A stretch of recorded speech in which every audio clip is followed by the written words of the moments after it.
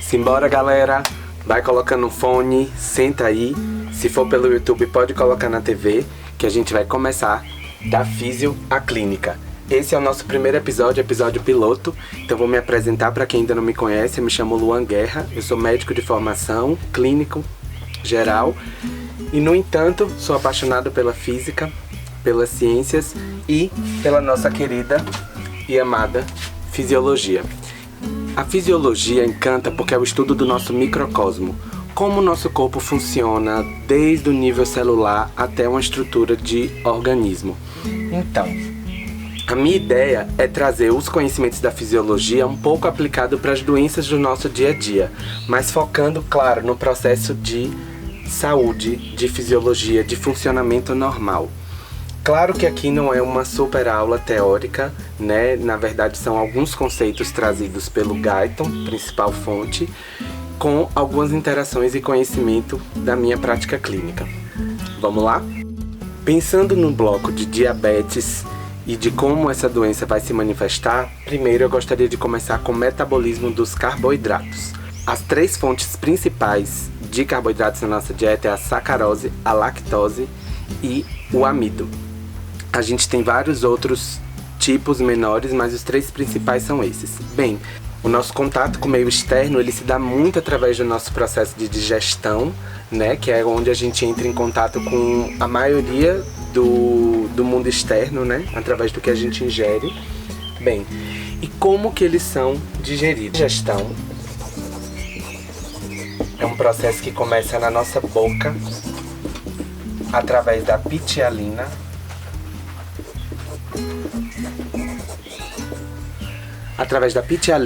que é uma alfa-amilase produzida pelas parótidas. Ela é responsável por cerca de 5% da digestão dos carboidratos porque o alimento passa pouco tempo na boca.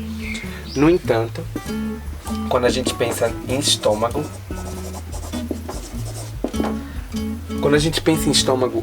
o alimento permanece um tempo no fundo e no corpo gástrico.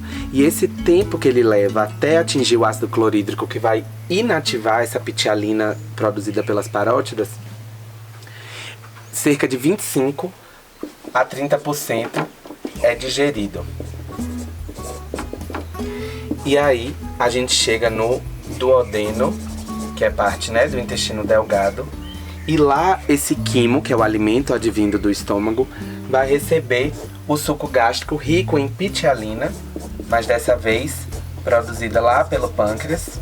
Vai lá, se junta com o suco digestivo, em cerca de 25 a 30 minutos, o restante do carboidrato ele é digerido. Todo esse processo inicial que vai acontecer até ali no duodeno, ele serve para poder dividir, né, esses polissacarídeos em disacarídeos. E aí lá nos enterócitos são as células do nosso intestino, naquela região lá das microvilosidades, né? Para quem não sabe, cada célula do nosso intestino, ela tem essas microvilosidades que são como dedos de luvas para aumentar a superfície de absorção. E se a gente for esticar isso, ele é maior do que um campo de futebol dentro da gente. Daí vocês tiram. Lá nos enterócitos a gente vai ter as enzimas que vão ser responsáveis pela transformação desses disacarídeos em moléculas de glicose e outro substrato. E aí a gente vai ter, né, a lactase, a maltase, a sacarase e a alfa-destricinase. E aí eu dividi esse disacarídeo, né, em uma molécula de glicose. E como agora eu vou absorver? Bem, o transporte da glicose ele acontece de três formas. Primeiro é a difusão facilitada, que é aquele processo, né, transmembrana, que tem alguma proteína que ajuda para carrear essa molécula. Tem o cotransporte de sódio-glicose. É um processo de transporte ativo que geralmente acontece nas membranas do trato gastrointestinal e nos túbulos renais, que vai ter um impacto bem importante também na fisiopatologia, inclusive da hipertensão. Bem, e o terceiro é a insulina. A insulina, ela potencializa em até 10 vezes o transporte dessa molécula de glicose para dentro da célula. Só que, no entanto, na ausência dela, o transporte quase não existe, com exceção das nossas células cerebrais e das nossas células hepáticas. E aí, bem, essa glicose entrou. O que precisa acontecer para que essa glicose não saia? Precisa acontecer um processo chamado fosforilação. Esse processo, ele vai fazer com que a glicose fique lá irreversivelmente, com exceção do rim, intestino e fígado. E essa glicose armazenada dentro da célula vai ser então transformada em glicogênio para se manter dentro dessa célula. E o glicogênio, ele corresponde a cerca de 5 a 8% do peso das células hepáticas e de 1 a 3% das células musculares. Então a gente tem aqui a glicose, que vai virar glicogênio, e quando necessário, vai ser quebrada novamente em glicose. E aqui vai ocorrer um processo chamado de glicogênese, que é bem complexo, a gente não vai entrar nisso. E glicogenólise, que vai ser a quebra, que vai estar total linkada junto com o que a gente vai falar depois dos processos celulares de oferta de energia, de demanda e da liberação dos hormônios, né? E aqui, nesse processo, vai ter a ação da adrenalina e do glucagon. E aí a questão, quando a gente tem um excesso de glicogênio já armazenado no músculo e nas células hepáticas, ocorre uma conversão em lipídios e eles são então armazenados nas nossas células adiposas. E aqui a gente já entende, inclusive, a base do processo, né? Um excesso de glicose vai dar um excesso de glicogênio e aí, depois do máximo de armazenamento, ele vai começar a ser estocado sob forma de gordura. Bem, agora a gente vai entrar nesses hormônios que são reguladores desse processo aqui, que são a insulina e o glucagon, principalmente. A gente vai se ater a esse. Bem, lá no pâncreas, a gente tem, né, a divisão de ácino e das ilhotas de Langerhans.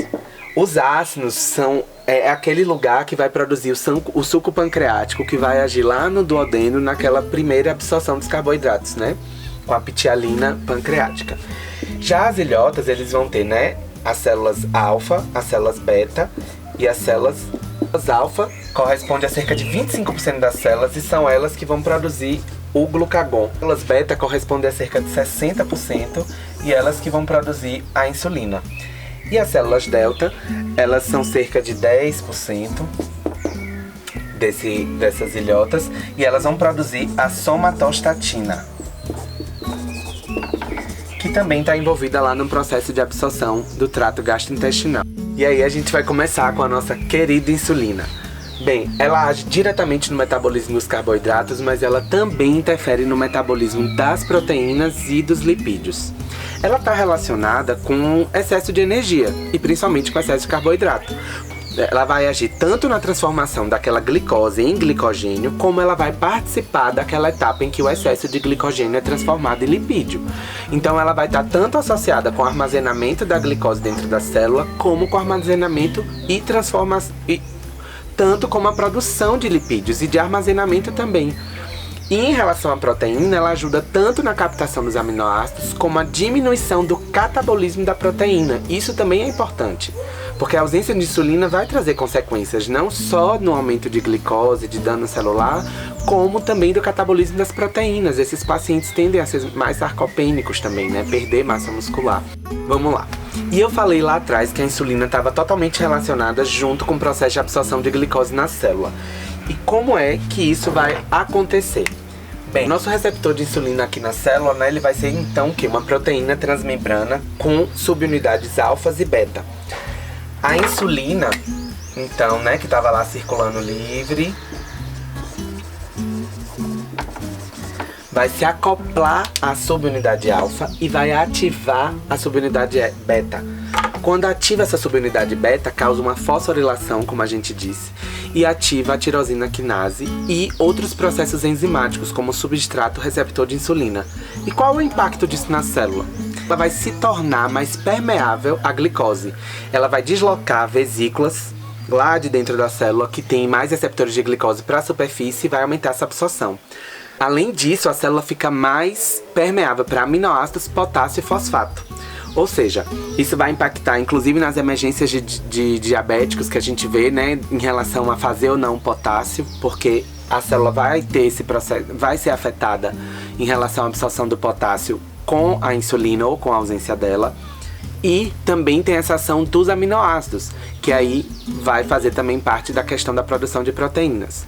E a insulina vai ter um impacto também na questão dos lipídios, da gordura. E apesar de ser menor o impacto dela, a longo prazo ela vai se associar a processos ateroscleróticos, ou seja, o depósito de gordura nos vasos celulares. E aí é outra complicação também que a gente vê lá na frente nos indivíduos diabéticos, ou seja, um sofrimento celular a longo prazo. Porque, como eu disse, né, que a insulina vai agir lá naquele excesso de glicogênio e transformar em lipídio, ela primeiro transforma em triglicerídeos para poder permitir um transporte até essa célula adiposa e depois é armazenada em forma de gordura. Então a gente vê também uma dislipidemia muito presente nesses pacientes diabéticos. E aí é por isso que existe a síndrome metabólica, as comorbidades totais associadas, os eventos cardiovasculares. Só o fato do paciente ter diabetes, ele já é um evento cardiovascular muito importante, maior do que vários outros. E aqui a gente vê como que começa esse impacto. E a utilização excessiva de gordura durante a ausência da insulina é o que vai causar a cetose e a acidose, que é outro problema também que a gente vai ver lá na frente. Então esse metabolismo da gordura, ele é muito importante, relacionado também com essa questão da insulina. Bem, o glucagon, ele tem funções, vamos dizer, quase que opostas à insulina.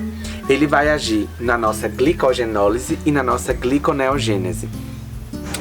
E o que ele vai fazer? Ele vai aumentar a permeabilidade das células hepáticas para os aminoácidos e ele vai ativar a lipase, liberando mais ácido gráfico livre na célula. E ele também vai impedir a formação de triglicerídeos lá no fígado, ou seja, também aumenta os ácidos gráficos livres, porque lembre, o triglicerídeo é um armazenamento desse do ácido gráfico para poder servir de transporte, ou seja, ele não é utilizado. E aí o que o glucagon vai fazer? Ele vai agir em mecanismos que vai deixar mais disponível esse ácido gráfico para ser utilizado na ausência de insulina ou de energia. E aí quando a gente tem uma alimentação rica em aminoácidos, uma dieta rica em proteína, a gente libera mais esse glucagon para poder transformar esse excesso também de aminoácidos em glicose. Ser não menos importante a somatostatina. Quase tudo que está relacionado à digestão está relacionado à somatostatina. Os efeitos finais delas são praticamente para manter esse alimento mais tempo disponível. Uma coisa importante também que a gente deve falar é que um período de jejum ou de estresse prolongado, eles acabam liberando o GH e o cortisol, que diminui a taxa de utilização da glicose e acaba por aumentar a taxa de utilização de gordura. Bem, esse foi o comecinho da nossa história. A próxima aula são alguns conceitos de diabetes, seguindo essa linha de raciocínio. Eu vou mandar o resumo para quem colocou o e-mail, que disse que estava a fim de receber. E é isso, deixem críticas, sugestões, mandem para quem você quer que acompanhe nosso canal. E tamo junto!